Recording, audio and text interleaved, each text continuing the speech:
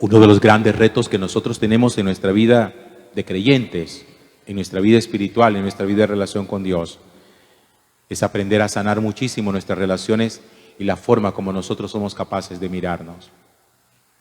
La violencia intrafamiliar, la agresión, la vulgaridad, el desprecio, la pornografía, la prostitución, todas esas cosas derivan muchísimo de la forma como nosotros nos concebimos, cómo nos vemos a nosotros mismos y cómo miramos a la otra persona.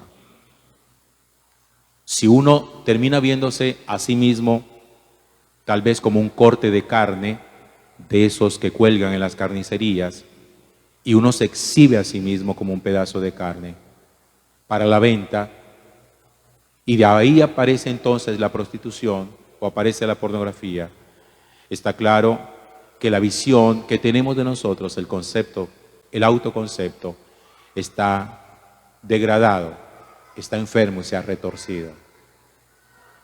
Enderezar la mirada, enderezar el concepto, le ayuda a uno a redescubrirse en su valía, realmente en lo que uno es, y a decir: no soy una carne de exhibición, no soy para la pasarela, no soy simplemente para despertar pasiones en las demás personas, soy un ser humano que posee una dignidad y que tengo una semejanza con aquel que me creó. De ahí deriva eso. La persona que le gusta la pornografía, la persona que ejerce la prostitución, la persona que busca a quien se prostituye, también ha torcido su propia concepción acerca de quién es el otro. Y eso necesita ser sanado. Ustedes se preguntarán: ¿y de dónde surge esa desviación de la mirada, esa forma como uno terminó tratando y mirando a las demás personas? Teniendo en cuenta que hay momentos en los cuales, miren, la degradación del concepto de la otra persona a veces ha llegado a un extremo tal que cada vez que nosotros vemos a alguien, le vemos únicamente a través de la lente de la genitalidad. Es decir, hay personas a las cuales algunos no son capaces sino de percibirle, de captarle únicamente desde el punto de vista sexual, e inmediatamente desnudan a la otra persona. Hay algo allí que se torció. ¿Y cuándo surgió eso? Surgió desde los inicios de la humanidad. Lo que pasa es que poco a poco eso se ha venido agravando y degradando muchísimo más. Cuando el espíritu del mal introduce el pecado en el corazón de la pareja, que acuérdense ustedes que dice la Sagrada Escritura que en principio vivían desnudos y no sentían vergüenza del uno del otro. Esa desnudez es un signo que es mucho más allá que de la desnudez física, de la capacidad que tenía el hombre y la mujer para aprender a mirar a la otra persona desde su dignidad y no desde la genitalidad. La desnudez en ellos no despertaba pasiones bajas, aun cuando hubiera en ellos el instinto o el placer sexual que estaba introducido por Dios desde la creación. Pero lo hacían de una manera muy limpia. Un poco tal vez se me ocurre pensar como hoy algunas tribus apartadas de lo que nosotros llamamos la civilización, que son capaces de vivir desnudos, hombres y mujeres, en sus aldeas, que son remotas y escondidas, donde no tiene acceso el que le vaya a perturbar esa mirada. Y lo hacen no porque sean salvajes, que a veces creemos que por estar desnudos y en la selva son salvajes. No, porque no han permitido que se contamine su mirada frente a la otra persona y no han erotizado a la otra persona al punto de que el otro tenga que esconderse, taparse para evitar ser violentado con la mirada del que está a su lado. Cuando el espíritu del mal introduce el pecado, esa capacidad de mirar al otro se distorsionó. Y fíjense que fue tanta la vergüenza que experimentaron que dice la palabra de Dios que inmediatamente cosieron hojas y se las pusieron para tapar su desnudez. Y ahí todo se echó a perder. Ya no soy capaz de mirarte como antes, ahora siento vergüenza de que tú me veas y tú sientes vergüenza de que yo te vea. Ahora nuestros instintos sexuales que estaban naturalizados por Dios se desnaturalizaron y el pecado introdujo una nueva manera de vernos y de concebirnos. Afortunadamente, el Señor nunca nos deja a nosotros como a merced de lo que pasa en nuestra vida. Él siempre viene en nuestro rescate. Y miren, contrario a lo que muchas veces la gente piensa, cuando algunos consideran que los únicos milagros del Señor son hacer que un muerto resucite, o que un paralítico se levante de su camilla, o que un ciego vuelva a ver, que es lo único que nosotros concebimos como milagro. El milagro de Dios va mucho más allá, y es la capacidad de saber redimir y de poder redimir eso que un día nosotros, cuando lo tocamos, lo dañamos y lo pervertimos.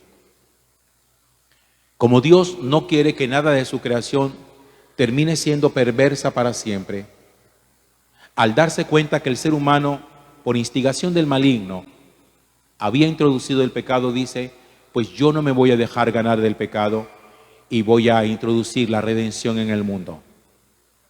Y esa redención, fíjense ustedes cómo la anuncia la Sagrada Escritura.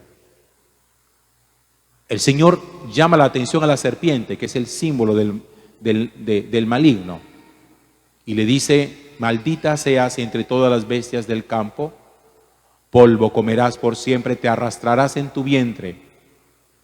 Y le hace esta profecía: y a ti una mujer te aplastará la cabeza mientras tú le muerdes el talón. Una mujer te aplastará la cabeza. Desde los inicios de la humanidad, Dios profetiza la llegada de la redención, que como preámbulo a esa llegada de la redención, que Cristo es el Redentor, dice: a través de una mujer que aplastará tu cabeza. Cuando uno conoce la iconografía católica, la gente que no conoce los iconos católicos, las imágenes católicas, cuando ven una imagen de la Virgen María con una serpiente a los pies, la gente dice: ¿qué es eso? ¿Por qué los católicos les gusta hacer eso? ¿Es que acaso María, quien ellos aman tanto, está emparentada o amizada con el demonio? Eso es desconocer la Sagrada Escritura.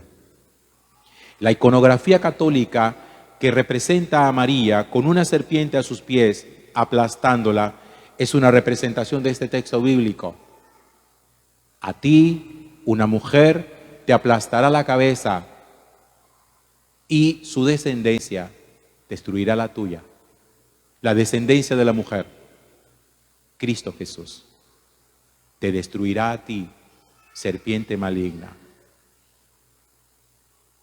Cristo redime y María ayuda a renovar la mirada del ser humano sobre el ser humano. Si yo les preguntara a los varones que están aquí, ¿quién de ustedes es machista?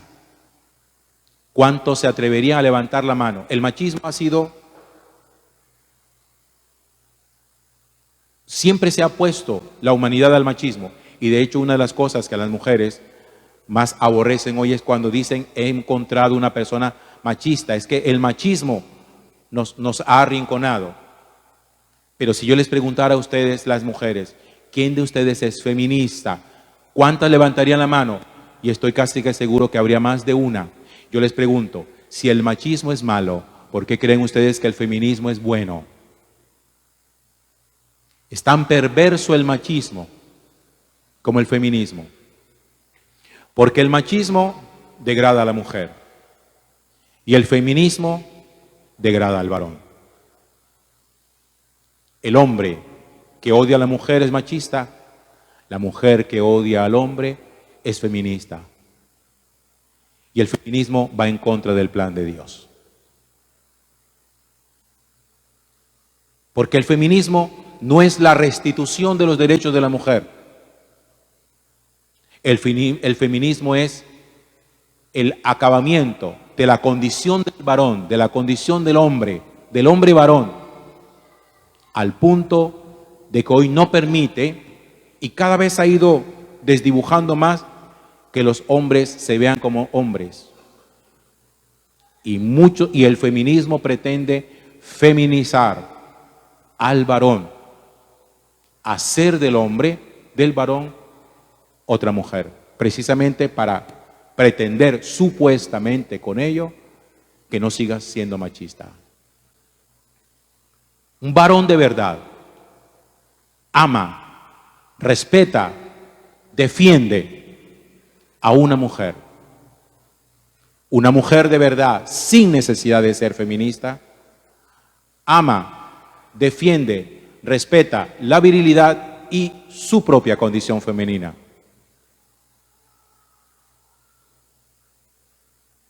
Pero ese desdibujar del que les he venido hablando, que ya consideramos que somos enemigos, porque tú eres macho y yo soy una mujer, porque tú eres un varón y yo soy una mujer, y eso nos hace enemigos, eso es una distorsión introducida por el espíritu del mal desde el principio de la creación.